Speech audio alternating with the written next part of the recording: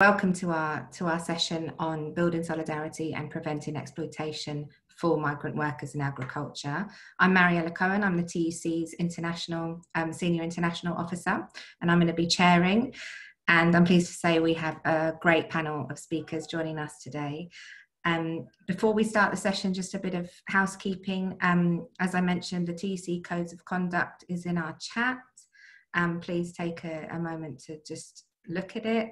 Also, just to let you know that the event is being recorded and it will be posted on TUC's Tolpuddle Facebook and YouTube channel. And after the speakers, we should have some time for questions and answers. So please post any questions you have in the Q&A rather than the chat box, but please do introduce yourselves in the chat. We wanted to highlight how migrant workers have been particularly exposed to harm and exploitation during the pandemic. As people know, during this COVID-19 pandemic, the vital role that migrant workers play in providing essential services such as healthcare, transport, retail and food production has never been more evident. But the pandemic has also exposed how structural racism in workplaces and communities leaves so many Black and minority ethnic workers doing poor and poorly paid and insecure work. You'll have heard about the conditions and the exploitation for workers and mainly migrant workers making up the workforce in garment factories such as Leicester and beyond. And particularly in the sector we're looking at today, the agricultural sector, and just in the last week, we've had farms in Herefordshire that have had to close because there are over 70 cases of COVID amongst the mainly migrant workforce. It's clear that these workers are not being adequately protected, made to live in cramped conditions, where it has been all too easy for the virus to spread. We know that these situations are a result of workers not having enough power to demand better treatment. And so really we wanted to pull this session together to show not just the work that is being done by unions in Britain, but also in Spain, and hopefully share lessons of how migrant workers have been organised and how they're able to demand better pay and conditions. One of the TUC's strategic goals is to campaign to counter the far right in Britain and internationally, and to share experiences with sister trade unionists around the world to build common narratives and strategies. And we know that right-wing governments and movements are seeking to scapegoat migrants for problems that are actually caused by neoliberal capitalism. It's crucial that unions are able to engage with members and mobilise, have political education sessions and raise awareness about the real causes of exploitation at work. So hopefully today's session will give us that chance to develop some of those strategies together and build on that political narrative. As I said, we've got a great panel. We have John Burbidge, who's chair of Unite's Tolpuddle Food, Drink and Agriculture branch. We have Cristina Faciaben from the Comisiones Obreras, the Spanish Trade Union Confederation, who leads on international cooperation, and Rosa Crawford from the TUC, who leads on migrant workers and migration. So I'm going to introduce our first speaker and ask him to begin. John, as I said, chair of Unite's Food, Drink and Agriculture branch in Tolpuddle. He recently retired farm worker, and we're really pleased to have John join us and share that first-hand experiences of organising migrant workers. Over to you, John. Okay, well, good afternoon, and thanks for taking the time to look at this really serious issue of agriculture and how people are super exploited, especially migrant workers, right across Western Europe and North America. It's not, well, in any industrialized country. My own story of how I ended up as chair of Unite, Dorset's branch, is sort of illustrative of this. A really talented and very well trained worker from the GDI, an East European guy, was the chair of our branch for a short while. And for one reason or another, some people in our branch didn't really understand the problems of people feeling secure and not exposed to, how can I say, like their jobs being put at risk, their housing being put at risk because they weren't working in farming. This comrade had to resign. He had an incredible experience. He worked in the United States. He escaped from East Germany just before the wall fell. And yet the intimidation he felt, or the threats he felt of his name being known as a union activist, led him to actually stop being chair. So that's the situation we're in, where many farmers are civilized, and certainly a minority of farmers are very good when it comes to respecting people. But there are significant numbers of farmers who have a problem with trade unions. And that story kind of tells you the way in which people had to work. Many of our previous branch secretaries across the country have been teachers, postmen, railway workers, and the like, because the people who worked on farms didn't feel they could be identified with the union. That's the context in which we work, and that's the context in which migrant workers are operating here at this very moment in time. There are two issues with migrant workers particularly.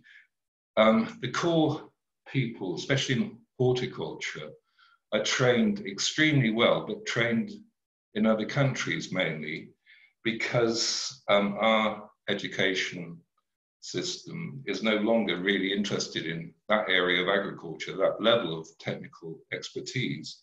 So we are very reliant upon people coming in, especially technical people who are well trained.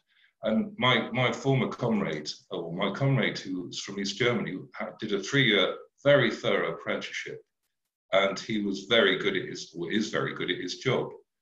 And that is so important, because those are the people we need to actually try and target and recruit as trade union members, managers, technical people, and so on. The stable people who are working all the year round, and then we can then hopefully make some inroads into people who are much more vulnerable, people who are only here for a short period of time, don't know our culture, our laws, and are also working like all of us in the countryside, working in kind of bubbles where work, housing, transport come together as a huge kind of problem. Like they're totally dependent on each other. Usually the migrant workers are housed on the farm. The housing these days is no longer regulated in the rents. Like as recently as 2013, we had the Agricultural Wages Board, and that had legal powers to enforce reasonable rents, actually very low rents, and legal powers to enforce a wage structure, which we had. All that was actually abandoned in 2013 by the then government. And we now see the results. It's only been abandoned in England, I should add. In Scotland, Wales, and Northern Ireland, we still have it. But that's the background. I should point out, it's really important to understand just how important food is. The COVID-19 outbreak is, again, a bit like the Second World War, highlighted how important food is. Just read a global grain trader's point. The food business is far and away the most important business in the world. Food is fuel. Food is the absolute beginning. And that is being highlighted by this epidemic. The whole security of the food chain coming from Europe and elsewhere has been put into question. And so food production in this country has been and is getting more and more important in terms of people's food security. But on the other side of this, we have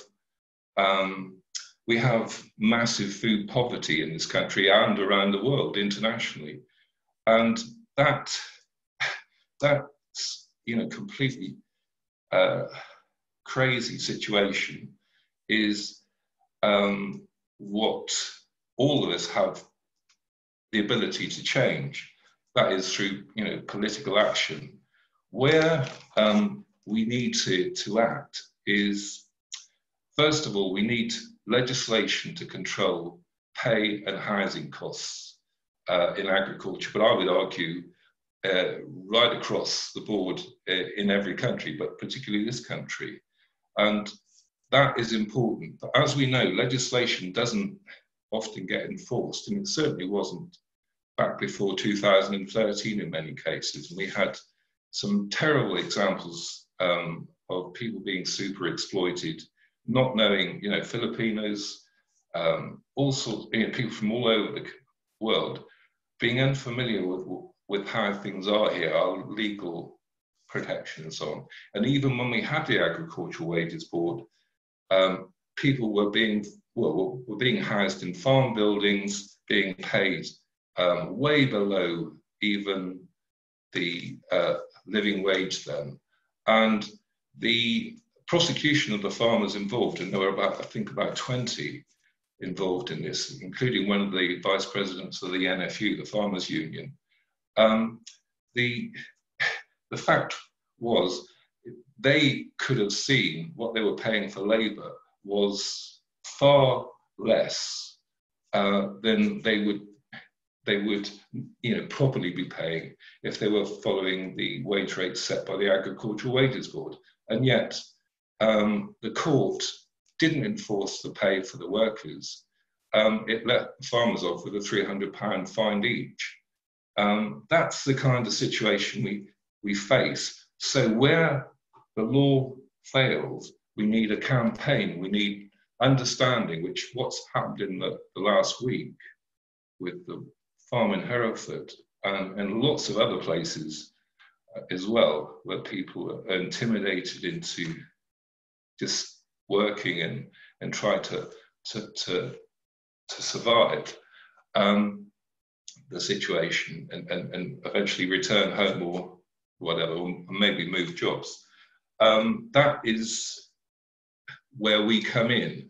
And pressure on supermarkets. We've got, in this country, we've got the possibility, Harriet Harman was mentioning on a radio program recently about enforcing law on supermarkets and other retailers about the supply chain, so that they are responsible for all the different links in the supply chain right the way down. And that opens up campaigners like ourselves to be able to spotlight abuses and bring people into the spotlight where that whole kind of identity is put into question. I'm probably rabbiting on a bit now, so I will conclude, but I'll be very keen to talk about the broader pictures of agriculture in the rest of the world as well as here, because it's an international, global problem of how workers have been treated, and farmers as well, especially small farmers, have been treated right around the world and super exploited by very large, very centralized food system. And on the other hand, the beginnings, and it has been always there, the cooperative movement, the working together of small farmers and consumers to build a different kind of food economy. Thanks. I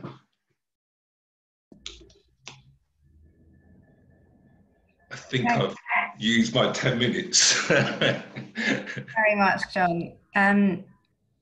So you led us very nicely into our next speaker, who, as I mentioned at the beginning, is Cristina Faciaben. She is Secretary of International Cooperation at Comisión Obreras in Spain. The Spanish unions have been really active over many years, organising workers in agriculture and mobilising also against the far right. So I'm really pleased to have her here today. Cristina is a true internationalist, and we're lucky to have her join us. And the TUC and the Spanish unions have a close relationship. So welcome, Cristina.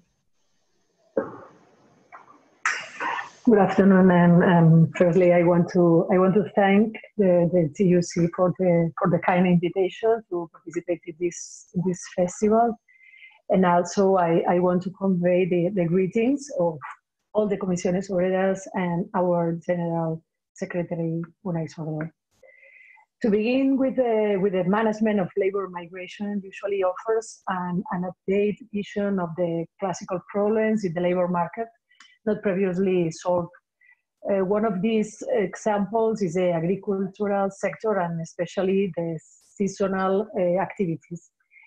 The harshness of the agriculture activities, the low wages and bad conditions, and the persistent non-compliance of labor conditions standards, for example, measures of occupational safety or accommodation, have caused this sector to have been abandoned by the native workers in Spain that are both Spanish and foreigners in regular administrative situation in Spain. This is why there is a deficit of workers in the agriculture sector to meet the requirements of the workforce, especially in times of harvest season, which we call agriculture campaign. As social partners, we, Comisiones Obreras, defend the rights of seasonal workers through social dialogue, but also by monitoring and inspecting compliance with agreements and the living and working conditions on site.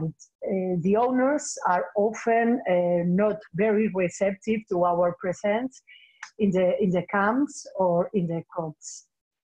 For many years, Comisiones Obreras has been at the forefront of all proposals for the management of labor migration flows and the improvement of the conditions of their work, safety, treats, shelters, and accommodations.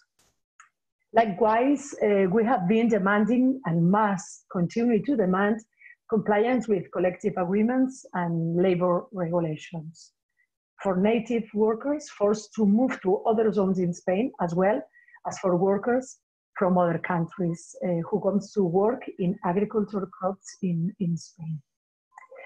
Coinciding with harvest periods and other specific agricultural tasks and control movements of workers occur in Spain, there are not enough job offers to absorb all the seasonal workers willing to work. In some cases, due to the fact that they move on inadequate dates, and other times because two large groups meet at the same time, at the same place, and the destination towns can bear the flow, and as a result, the forecasts of housing, health, and social services are exceeded and often collapse. And a desired consequence of the surplus of workers is the capacity of big companies to impose abusive working conditions.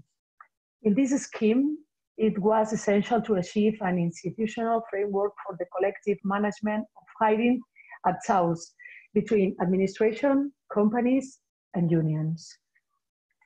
Consequently, it was necessary to calibrate the employment needs of companies in the production areas, with a contingent of workers moved from their origin, avoiding both the massive influx of workers as well as the shortage of them. Thus, in 1997, the first framework agreement was signed. The work demand in primary sector has risen every year with an increasing number of workers moving from their countries of origin.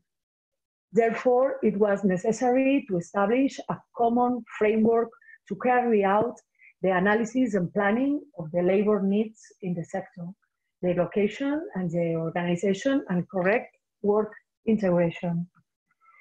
This protocol already established in its clauses the procedure to be followed, the working condition, the number of people to hire, the contractual terms, the minimum continued activity period, the organization and payment of trips, as well as employers' obligations toward employees.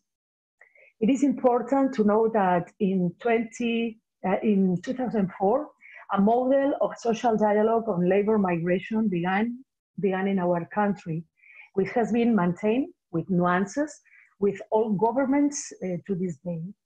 This is a tripartite model, and its first achievement was the base for the development of the migration law.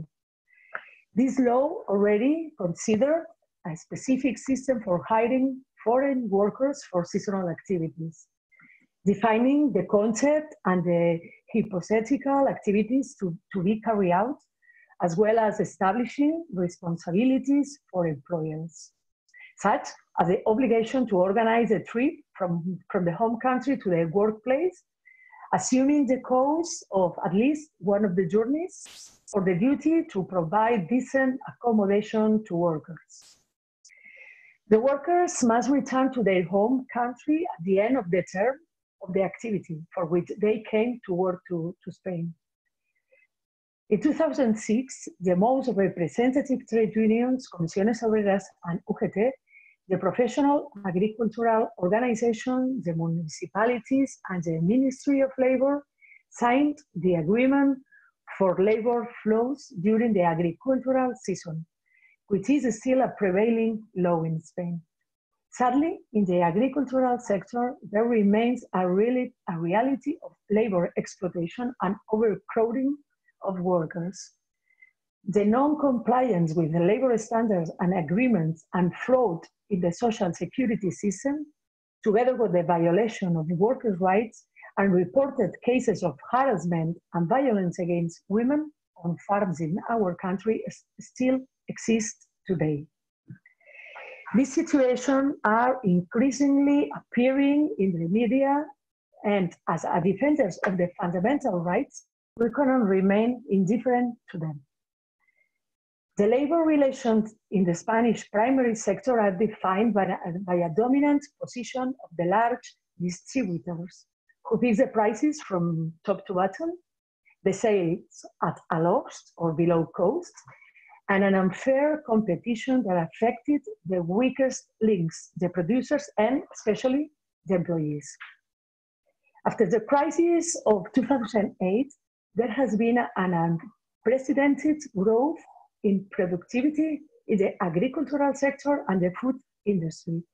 That doesn't mean there has been a greater redistribution of wealth or more stable and quality employment.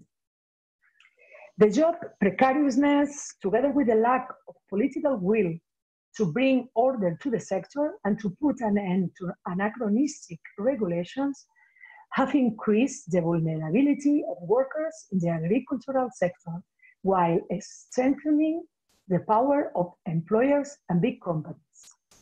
Comisiones Obreras defends the hiring at origin with all the warranties, but we denounce the agricultural employers' strategy of complaining about the lack of agricultural workers and the demand of increases in the number of hired workers at origin. These employers do not encourage native community of foreigners, legally resident workers, to work in agricultural seasons. If this statement were true, Spanish workers would not go to work abroad, for example, to harvest in France or Belgium. For us, the reason is that the employers prefer the hiring at origin due to the greater vulnerability and weakness of these workers, to reduce costs in order to increase their profits. Recently, Comisiones Obreras has maintained several lines of diplomatic intervention with the Moroccan government, with reference to the dramatic situation of more than 7,000 women who arrived in Spain to work in the strawberry season, and now can return to Morocco due to the closures of borders for the COVID crisis, and who have no work and no accommodation. Also, the Moroccan government has promised to repatriate all of them by boat this weekend after undergoing the COVID test. I currently don't know if the commitment has been complete. Thus, reform of the current framework of labor relations in the agricultural sector are essential to dignify and stabilize employment. eliminating illegalities, occupational accidents, and to force the fulfillment of collective agreements in occupational health standards. The unhealthy and unhuman conditions the seasonal workers live in have been cruelly shown during the COVID pandemic. Hundreds of migrant seasonal workers waiting to be hired and living on the streets because nobody offered them accommodation during the hardest moment of confinement or contagious outbreaks in the crops where social distancing is not respected, personal protective and safety equipment is not provided, and the accommodation conditions are subhuman. In addition to the violation of the fundamental rights of seasonal workers, racism and xenophobia are growing in some places, supported by the extreme right and some of the more conservative right-wing parties. Seasonal workers are accused of spreading the virus to the native population, when in fact they are victims of the exploitation allowed by an unfair and abusive working system that the pandemic has triggered. There is only one positive note in relation to migrant workers during the pandemic in Spain: the automatic extension until September the 30th of work permits for all foreign workers on a temporary basis who were already in Spain. Thank you again for the invitation, and I'll be delighted to answer the question that Mary organized. Thanks. Thank you so much, Cristina. That was really interesting, and I think it highlights really some of the parallels facing migrant workers here as well. So it'll be interesting to hear now from Rosa, who's our policy officer for migration. She's going to talk a bit more about the TUC's work to support unions and some of the work that we're doing around migrant workers. And just encourage people to please post questions in the Q&A so we can have some discussion and hopefully hear some more from Cristina and John. Over to you, Rosa. Thanks, Mariela. And it's really great to join Cristina and John on this panel today. I think it's really important that we consider the international perspectives of this discussion, and it feels particularly significant to be discussing fighting exploitation in agriculture with Representative Unite Tolpuddle branch, because obviously we know this festival that we're at commemorates agricultural workers who were arrested in 1834 for organising a union to overcome their own oppression. So it feels a fitting legacy that we are continuing the struggle that the Tolpuddle Martyrs were fighting for all those years ago. And unfortunately, as we've heard from John and Cristina, agriculture continues to be a place where workers are too often exploited, and where it is very difficult for them to join a union to claim their rights. So I think it's very important that we do discuss the strategies that we can do collectively and with our brothers and sisters internationally to overcome this exploitation. So I wanted to flag some areas of the TUC's political work to combat exploitation, and this builds on some of the points that Cristina and John have raised. But I thought it was important to highlight some advocacy that we've been doing, in particular to the relation to the need to separate immigration status and employment rights in the UK, because people often aren't aware of the fact that if you have no immigration status in the country, then it's almost impossible to claim your employment rights. And in 2016, Theresa May's government passed an Immigration Act, which classified working outside the terms of your visa a criminal offence, which means that if you're an undocumented worker and you are found by the authorities, then you face a prison sentence and potentially being deported if you identify yourself. So that has really driven migrant workers away from reporting any kind of abuse to authorities for fear that they will admit to this criminal offence and face penalties rather than face any kind of justice for their mistreatment. So a key part of the TUC's advocacy is calling for immigration status and employment rights to be separated, and for all workers to be able to claim employment rights as they are human rights, regardless of their status in the country. Now, we know another legacy of Theresa May's hostile environment, the sweeping range of immigration legislation she introduced whilst Prime Minister, was that document checks have been introduced across society far more than they were before. So for taking up employment, when you want to open a bank account, get a driver's license, and for hospital visits as well. And this has really driven structural racism, because we've seen Black workers more likely to have their immigration status checked and more likely to be denied access to housing, health treatment, employment, etc. And some of this came to light in the Windrush scandal that many people will be aware of. And we're likely to see these document checks increase even more with a new piece of legislation that's currently before Parliament, the Immigration and Social Security Bill. This will end EU citizens' right to free movement, which will end their automatic right to claim employment rights and the right to live in the UK, and will mean EU citizens will have to get a visa in order to stay working or living in the country. And so as TUC, we're highlighting that this discrimination, and particularly the discrimination that Black workers will face, is likely to be very high.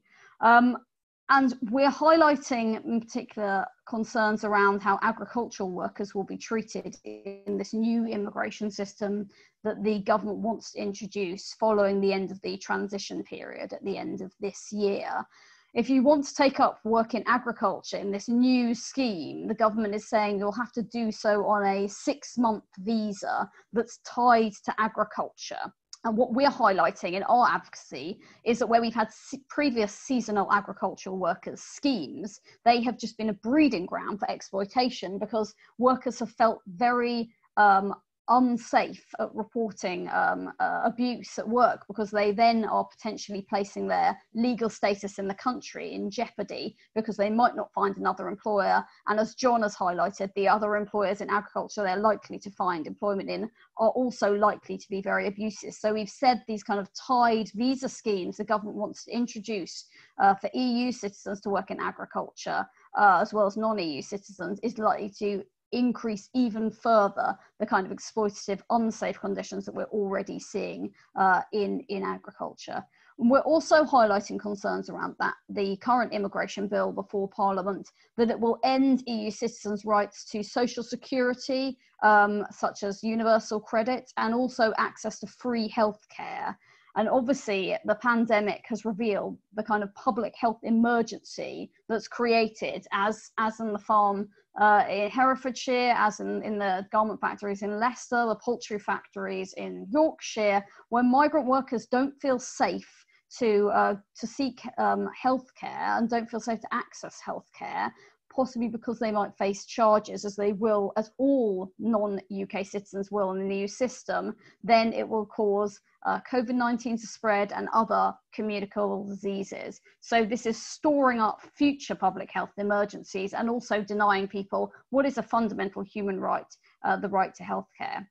So the good news in terms of the politics of this is that the Labour Party is opposing the Immigration and Social Security Bill currently before Parliament that will introduce this new restrictive system for EU citizens and restrict their rights. And it's due to go to the House of Lords next week. So we're hoping to see that opposition continue. And I would urge everybody in the UK to lobby your MP to oppose that bill, because, as I say, that's going to be very significant and very damaging for restricting rights.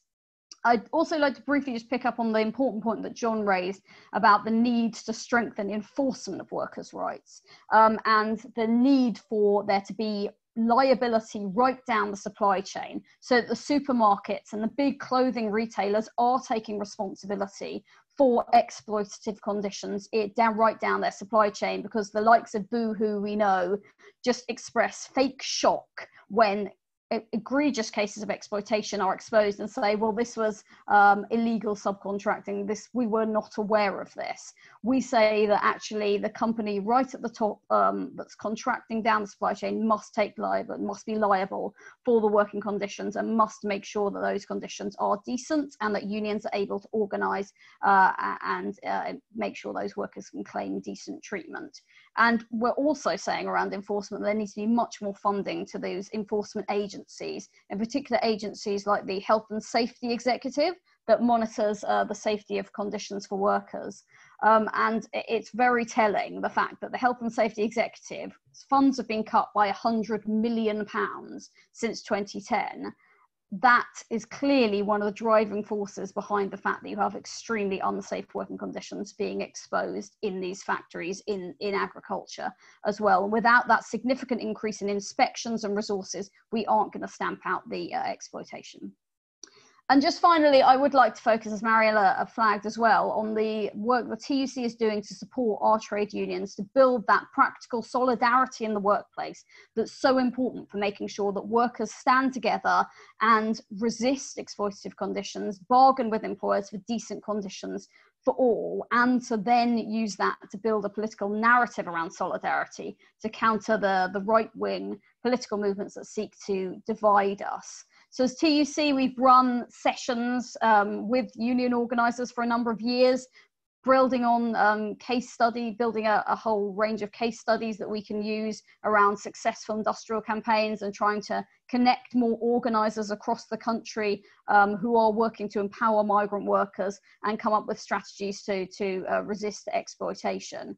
We've also produced some online resources. So there's a guide that I'll put in the chat just now on employment rights and how to join a union that the TUC has developed in 21 languages that union organisers are using. It's a digital guide so people can use it on their phone, go into areas where it's difficult to speak to workers, but just quickly show them information about how to join a union, how to join their rights that people are using. And we're also using social media to promote the narrative around solidarity and profile some of the case studies that we've got from organisers.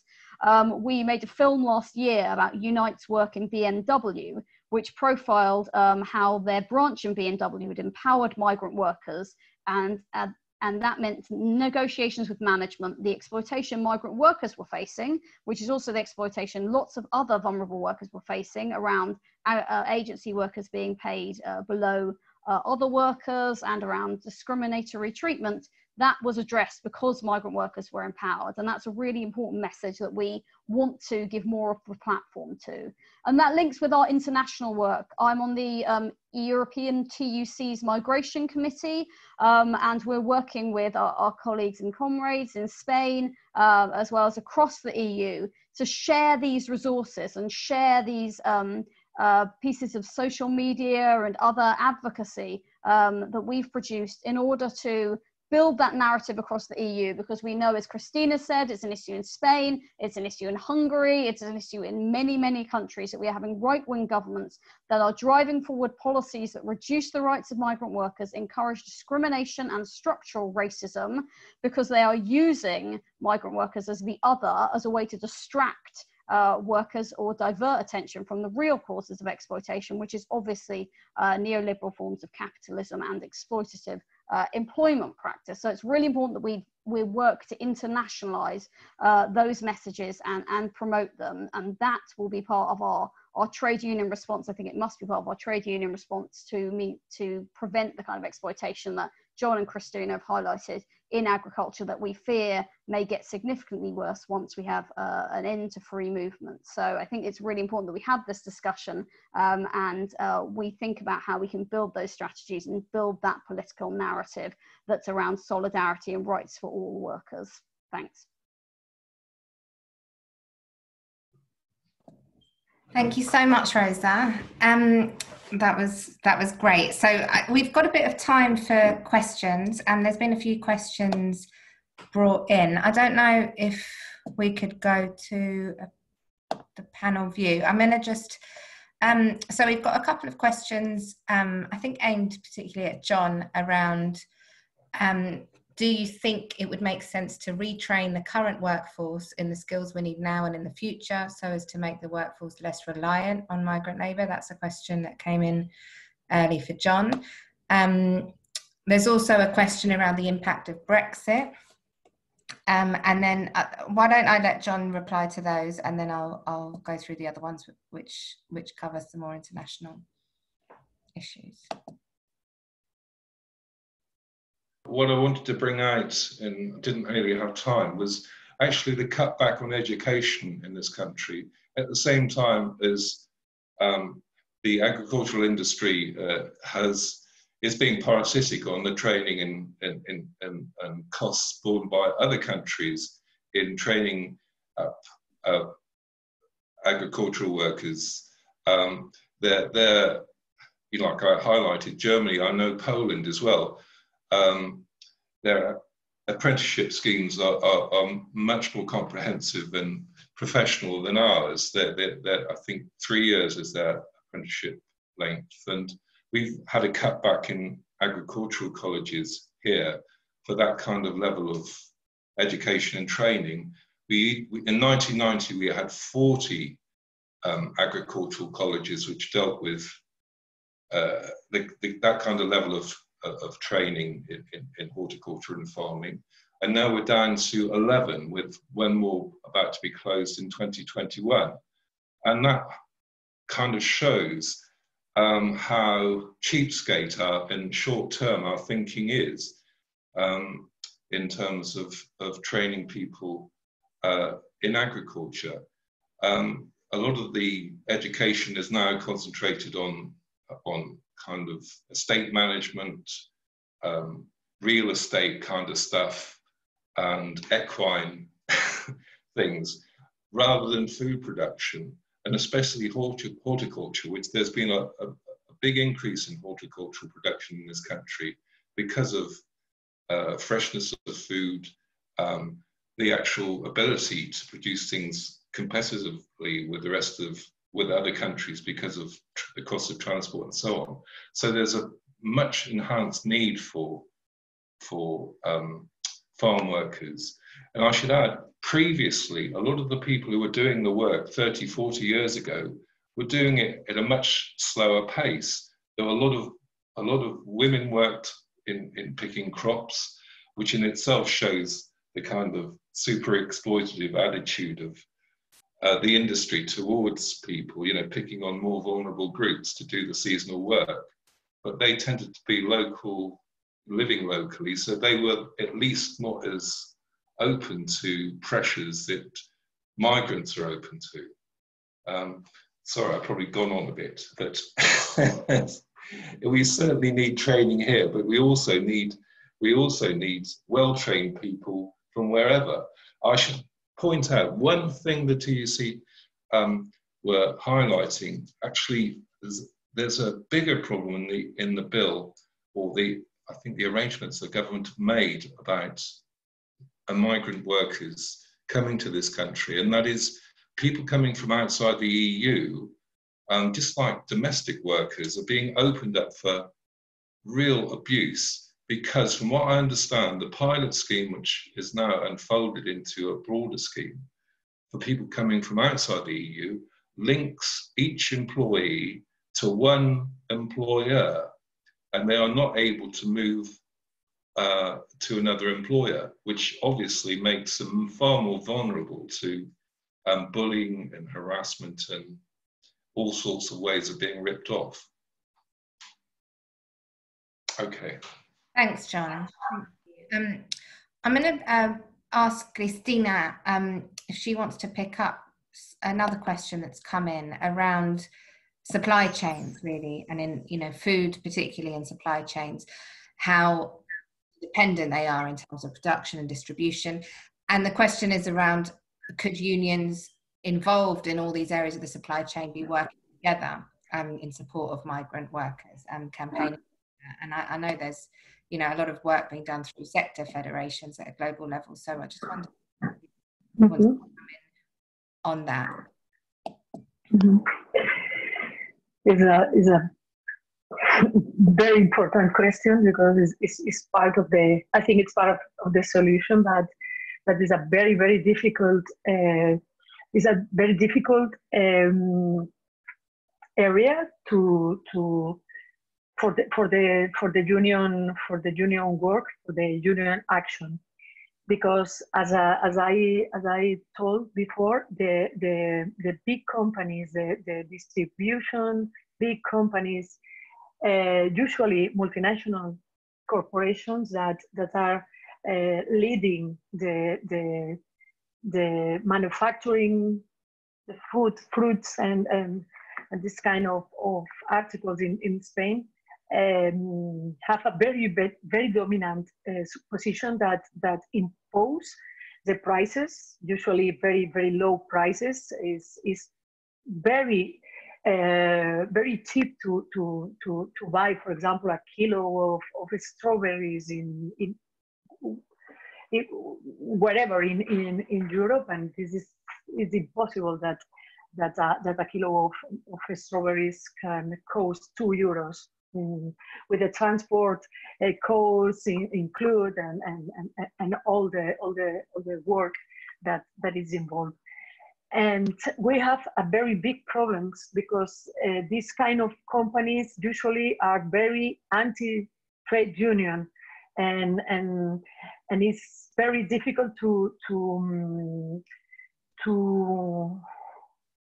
be visible for workers because they are working in crops very far one from others, and they don't know among the workers, and there's a lot of migrant workers that in some cases don't speak Spanish, and is sadly no more not enough trade unionists speak other language than Spanish, and it's very difficult. But I think this is one of the most problems, because this kind of big exploitations can impose the contract in origin. That is one of the biggest problem in our agricultural sector related with the migration exploitation, because they are hired in origin with a very, very bad labor conditions, and below all the collective agreements, below all the standards. Okay, and this is I think this is one of our challenge for a short-term work or action in the agricultural, especially the seasonal agriculture in Spain for trade unions. Thanks, Cristina. I'm going to ask Rosa if she wants to comment on the next question, that's linking it a little bit to post, well, hopefully, optimistically linking it to post-COVID and also to Brexit. Minimum standards that are set annually for agricultural and horticultural workers, and the fact that they should be benefiting all workers, and migrant workers shouldn't be considered a subset. How do we achieve this, looking towards the future really, and the impact that Brexit might have?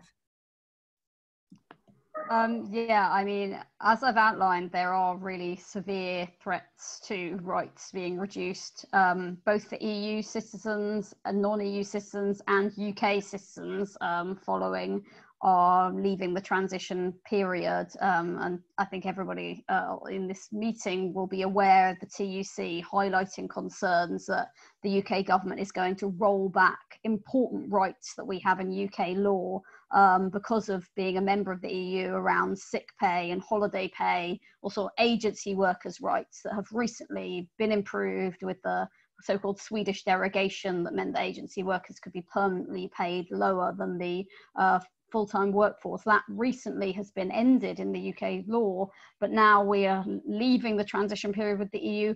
All of that could be rolled back. So there is a really significant threat to rights for all workers in the UK. But I think that's the starting point of building rights for migrant workers as well. As I was saying in my presentation earlier, I think building the narrative that what's important and right for our struggle for migrant workers' rights is very important for the rights of UK workers as well, because increasing numbers of UK workers are in precarious positions. And as John highlighted, when there weren't so many migrant workers in the UK, it was women workers that were working in agriculture, or it was itinerant workers from the cities moving to the countryside.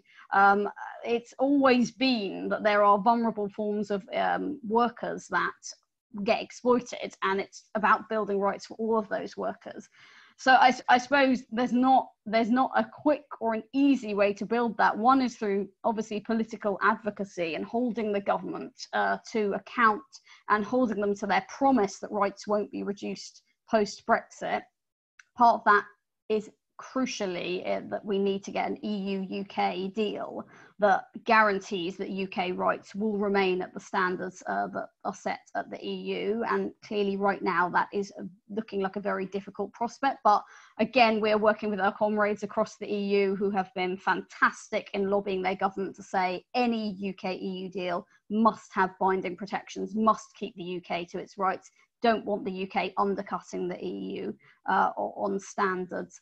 But it's also the industrial issue, and I think this is why this discussion is so important. How do we organise more effectively in sectors where there is the kind of anti-union attitudes that John has highlighted, that Cristina has highlighted, and certainly as TUC, we are very keen to have that discussion about how we organise across sectors, and also think how we can link in with the international trade union federations. The International Union of Food Workers obviously exists and brings together unions in the agriculture sectors across the EU and internationally. I think it's really important we think about how we can do that more effectively and focus on where there has been pressure effectively brought to bear. I've seen some of the comments in the chat about maybe trying to join up things like logistics, transport and farm working campaigns, so we can really hit employers where they're vulnerable and show where we have power, really, because we don't win better conditions unless we can actually make employers afraid, essentially. We know that's a key trade union principle. And I think thinking about how we can concentrate our power more effectively would be a key part of that. So I think that's a discussion that we'd be really keen to build with unions in the UK and internationally. Thanks, Rosa. We've just got a few minutes left. I wanted to ask a question of Cristina and give her a chance to come in one last time, and then I'll ask John if he has any last thoughts. But with Cristina, you mentioned, something that we're very aware of in terms of the extreme right and even the traditional right, using racism and using anti-migrant narratives to exploit, the inequality that people are facing. And I guess it would just be interesting to hear what Comisiones Obreras are doing in Spain. Obviously, you have, that very real extreme right present electorally and in communities. And it would be interesting to hear what the unions are doing there to try and confront that and to build education and awareness.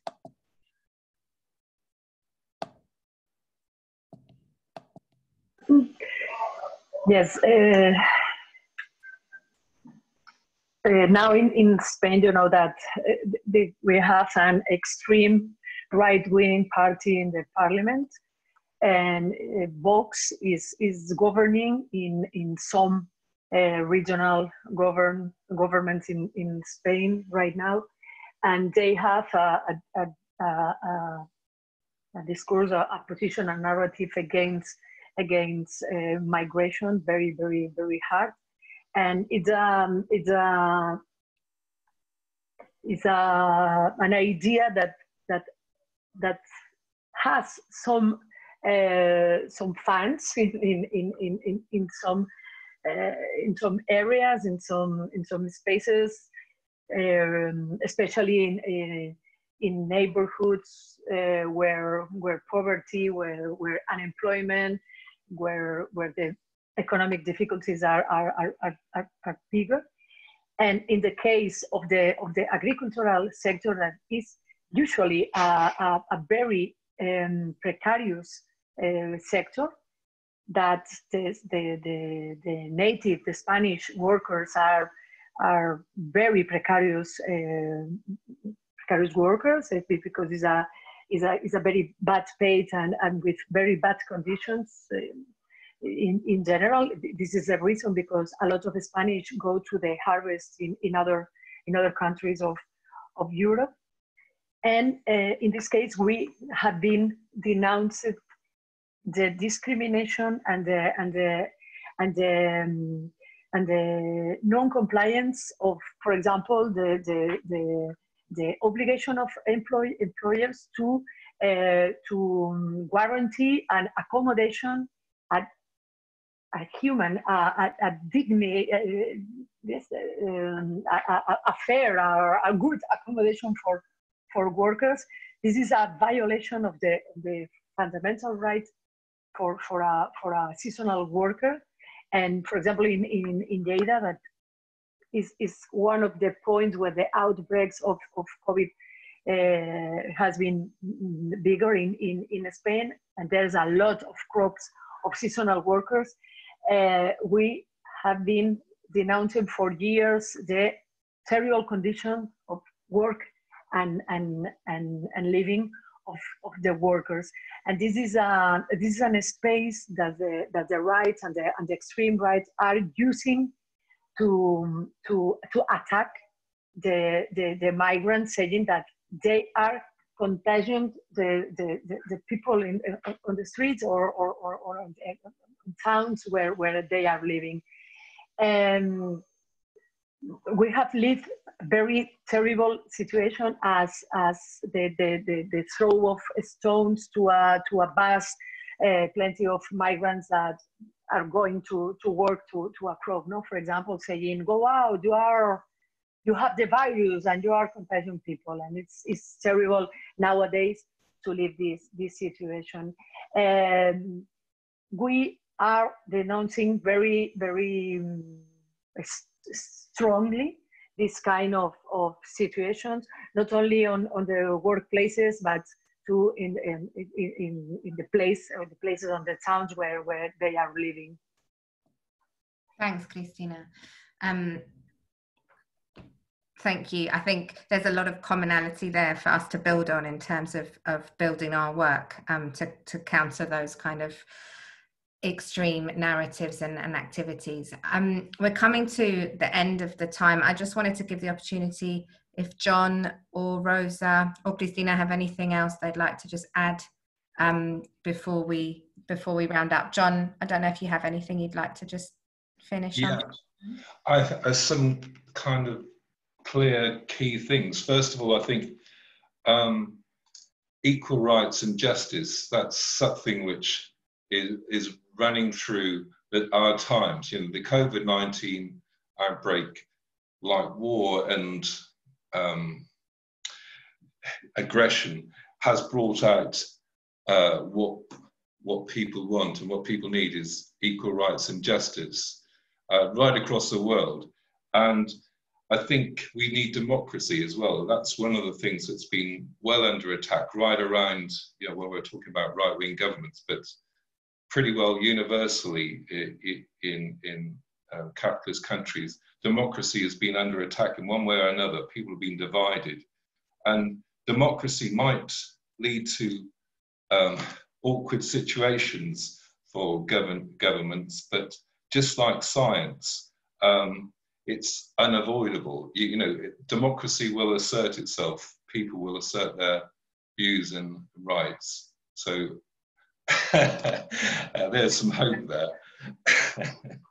I don't know whether Rosa or Cristina want to come in to end the session. Say amen to that, John. I think that's a very important sentiment. And I think that self-organisation and the self-organisation of vulnerable groups in agriculture, domestic workers, that has a very active branch in Unite that I know and I know across the world. That also gives me hope that people will organise as they did in Tolpuddle all those years ago, even when they are illegal and they're in prison, people will organise. But as unions, we should think of ways to support them and link with narratives of building rights for everyone, because where they attack migrants, they will attack UK workers, they will attack Spanish workers as well. It's only a race to the bottom, so we need to build this as a campaign about solidarity and rights for all. But thanks, everyone. Thanks, Cristina. Yes, I think that is the problems are very similar in all countries, almost in Great Britain and Spain, and I think it's basic and it's crucial to work together, all the trade unions, and to share good practices to improve the work and living conditions of migrant workers on agriculture, and that is important to avoid anti-democratic situation as how we are living today. Thank you, Cristina. So I just want to wrap up by really thanking our panelists, John, Rosa and Cristina, for joining us. And, you know, special message of solidarity to Comisiones Obreras and all their members. I know a lot of their members have been, you know, on the front line during the crisis in Spain as well. So please send our best wishes to everyone. And thanks to the participants for joining us. As I mentioned, this session has been recorded. It's going to be up on the YouTube page Monday. And as people have put in the chat, there's a whole load of events taking place today and tomorrow. So please check out the Tolpuddle Facebook page. Thanks again. Thanks to the TUC Southwest team for putting these events together, and solidarity. Bye, everyone.